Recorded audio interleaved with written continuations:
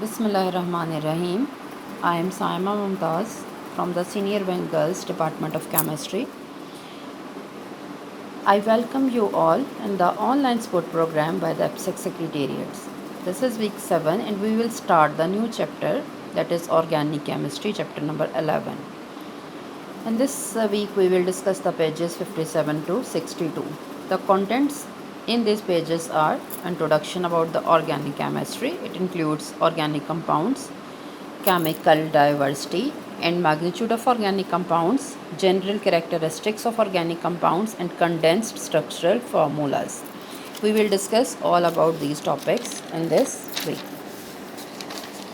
Now the objectives or the learning outcomes, that at the end of the lesson the students they will be able to define organic compounds and give the relevant examples, differentiate between organic and inorganic compounds, comprehend the diversity and magnitude of organic compounds. Also will be able to explain the concept of the homologous series and its importance in the organic chemistry. Students will be able to explain the characteristics of organic compounds.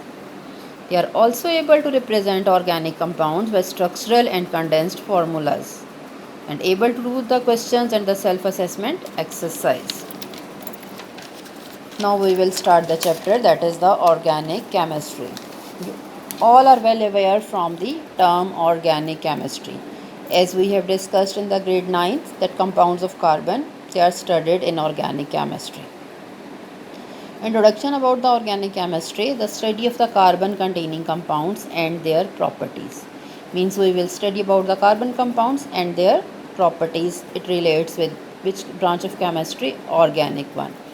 There are certain compounds or some compounds which contain carbon among them, but they are not considered organic, they are considered as inorganic. These compounds are carbon dioxide, carbon monoxide, carbonates and carbides. They are considered as inorganic. How they are considered as inorganic? Because they have the totally different properties than the organic compounds. That's why they are considered as inorganic, although they contains carbon in them. Importance of the organic compound. Organic compounds are very important in our daily life. They play a vital role in the bodies of the living things. Also the products of industrial organic chemistry. There are many products of industrial organic chemistry and they are daily being used in our life. They are such as plastics, rubber, synthetic fibers, paints, glues, varnishes, artificial sweeteners and flavors. Drugs, dyes, soaps and detergents, etc. are the important part of the modern life. These all products are the part of the modern life and they are the products of which chemistry, industrial organic chemistry. Also, another use of the organic compound or importance in life is they are used as the source of energy. Organic compounds such as the coal, petroleum and natural gas, they are the source of energy.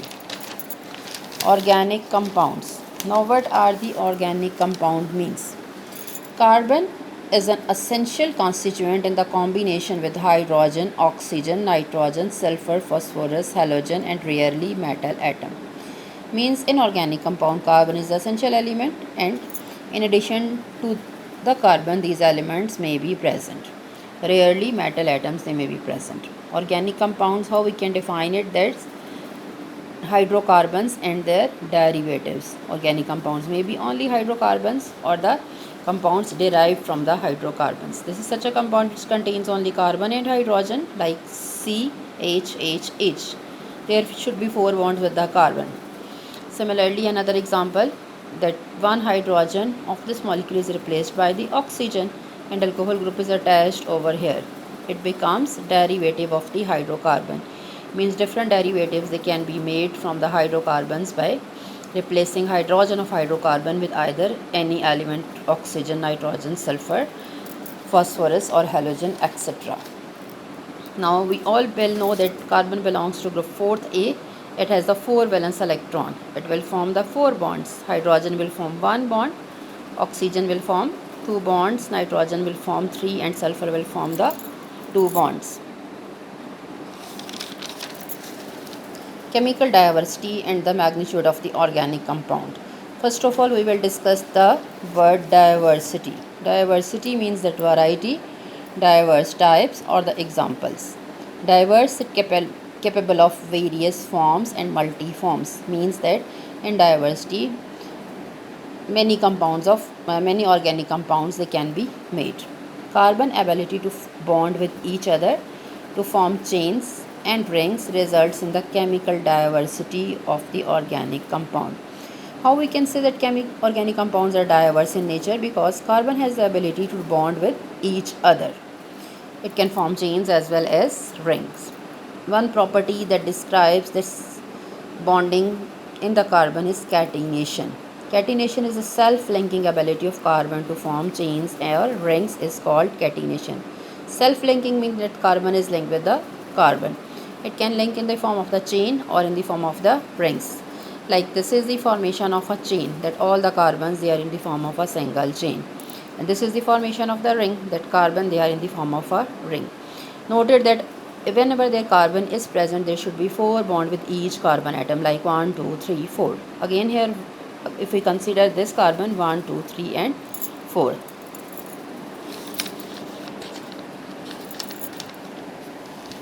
Then carbon forms the infinite number of the molecules of various sizes, shapes or the structure. As carbon can form stable single and multiple bonds with other atoms like oxygen, nitrogen and sulfur, carbon can also form multiple bonds to itself. That's why it forms infinite number of the molecules, because carbon can form multiple bond or single bond with other atoms as well as with itself, like C double bond C, C triple bond C, C double bond O. This is with different atom, and C triple bond and etc. As a result, what happens? It increases the number of the organic compound. That carbon has the ability to form multiple bonds, single bonds with carbon or with the other atoms. More than 20 million known chemical compounds, over 95% are the organic compound. If we consider 20 million compounds, 95% among them is the organic one. And organic compounds, they are being discovered every day. Another term that describes the diversity of the organic compound is isomerism. Isomerism is another reason for the large number of the organic compound.